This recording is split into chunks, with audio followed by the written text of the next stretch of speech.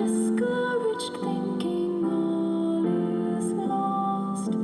Count your many blessings, name them one by one, and it will surprise you what the Lord has done.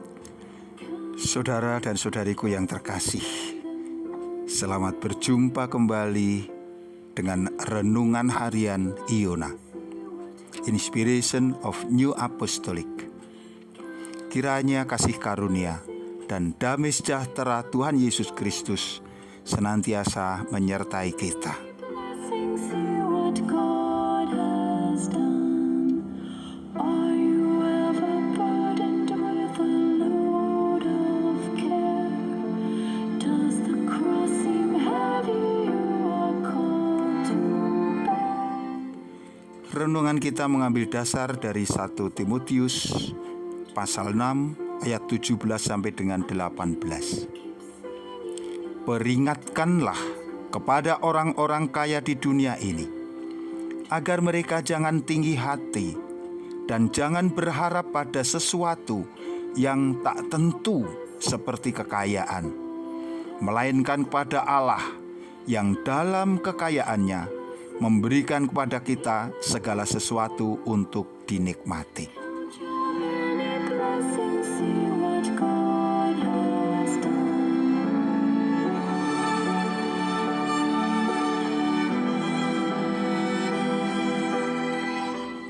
Saudara dan saudari yang terkasih, saat kita mendengarkan firman ini, di mana membicarakan tentang kekayaan duniawi, pastilah kita mulai berpikir tentang siapakah firman ini akan berbicara.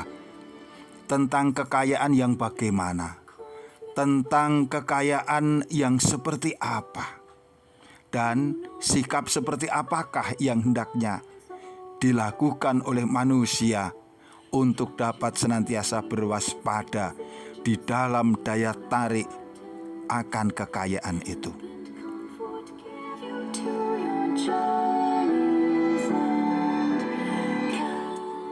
Kita tidak sedang berbicara tentang kekayaan-kekayaan dalam angka-angka, nominal-nominal rupiah, ataupun dalam bentuk harta benda investasi besar kecilnya. Melainkan kita tahu, yang dimaksud dengan kekayaan ini senantiasa memiliki bobot yang relatif dan subjektif. Ada orang yang berlimpah harta benda, tetapi dirinya masih merasa miskin dan berkekurangan, tidak memiliki rasa syukur, bahkan senantiasa mengeluh setiap saat. Sebaliknya, ada orang yang biasa-biasa saja dalam hal harta benda, tetapi dia merasa beruntung, merasa dirinya diberkati, sehingga dipenuhi dengan rasa syukur. Sehingga dalam hal ini renungan kita akan membicarakan tentang suatu perilaku atau sikap hati manusia dalam menyikapi harta benda atau kekayaan yang ada di dalam kehidupannya.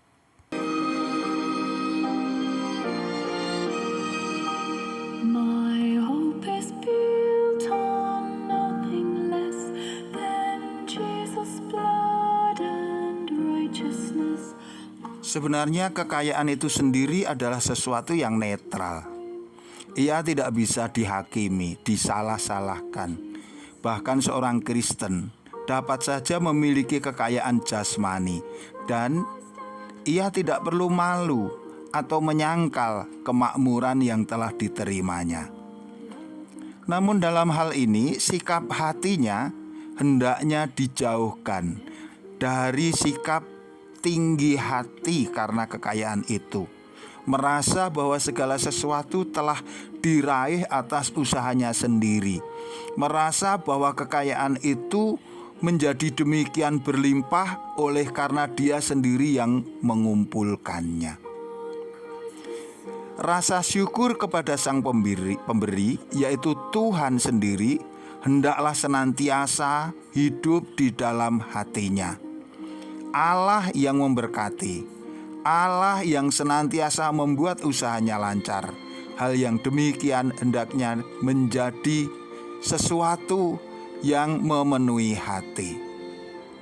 Perhatikanlah, bukankah ketika Allah memberkati usaha kita, Allah juga melakukan kebaikan-kebaikan yang berlimpah-limpah. Kita, manusia, juga diperbolehkan untuk menikmati karunia itu. Bahkan kalau kita melihat Tuhan Yesus Kristus pun tidak pernah menjauhi orang-orang karena kekayaan mereka. Bahkan Tuhan suatu saat singgah di rumah mereka.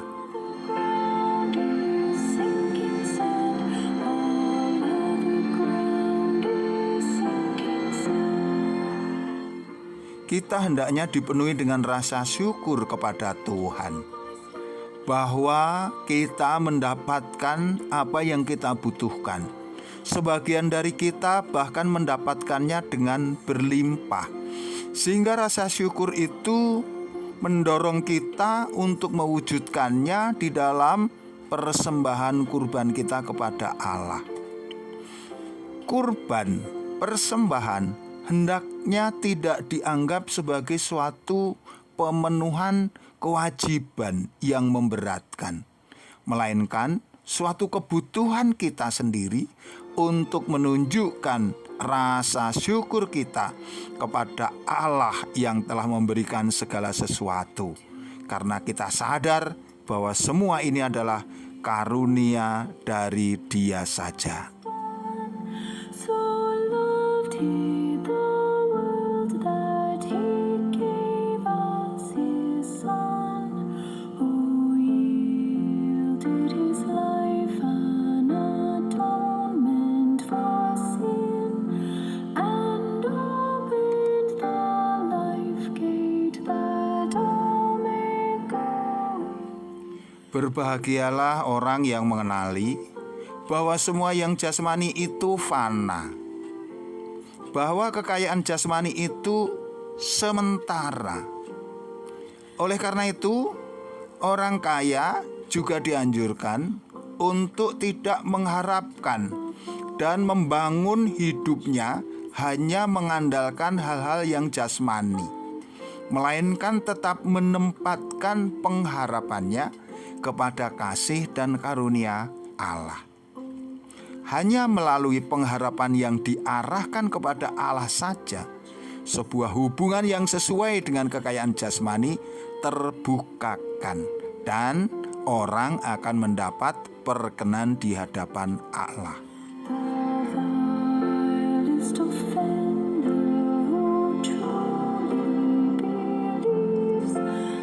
Dengan demikian, kasih kepada sesama mendorong kita untuk tidak mengabaikan penderitaan dan kebutuhan mereka.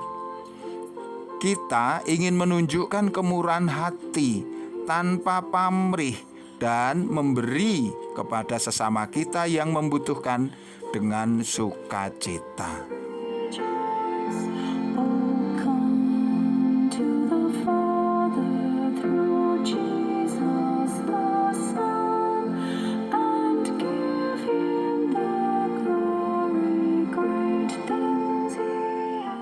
Perumpamaan tentang petani yang kaya diberikan sebagai peringatan bagi kita. Alih-alih berbuat baik dengan kekayaan yang menjadi miliknya dan meringankan penderitaan orang-orang yang membutuhkan, untuk karena itu menjadi kaya dalam perbuatan-perbuatan baik, petani itu malah membangun lumbung-lumbung yang lebih besar untuk menampung kekayaan jasmaninya. Tiba-tiba datanglah akhir hidupnya. Semua yang jasmani itu tidak bernilai lagi untuknya. Marilah kita berwaspada agar kita tidak bergantung pada kekayaan jasmani, dan pada akhirnya kita bahkan menjadi miskin di hadapan Tuhan.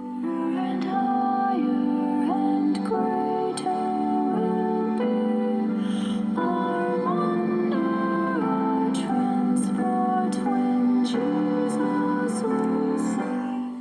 Pada saat ini pun nasihat ini masih sangat relevan. Sejak di dalam sidang jemaat Kristen awal, anggota-anggota selalu berbagi kekayaan jasmani. Dan adalah menggembirakan bahwa kesiapsediaan ini juga masih terjadi saat ini. Sebagai contoh, di negara-negara miskin, saudara-saudari berkumpul di tempat yang layak. Di sana dirawat oleh para pemangku jawatan yang terkadang harus menempuh perjalanan jauh. Ini sebagian dapat terlaksana juga berkat pengorbanan kasih saudara-saudari di wilayah-wilayah lain yang lebih sejahtera, yang mereka setia mempersembahkan kurban mereka dan bersukacita bahwa dengan demikian sidang jemaat dapat terbantu. Allah akan memberkati orang-orang yang siap sedia untuk berbagi.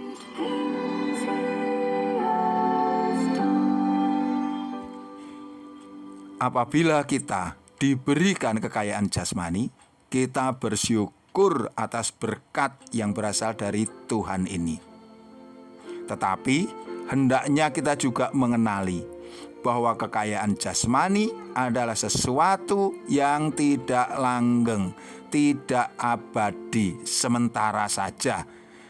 Sehingga kita senantiasa memiliki pengharapan yang tunggal, yang satu, yaitu kepada Allah.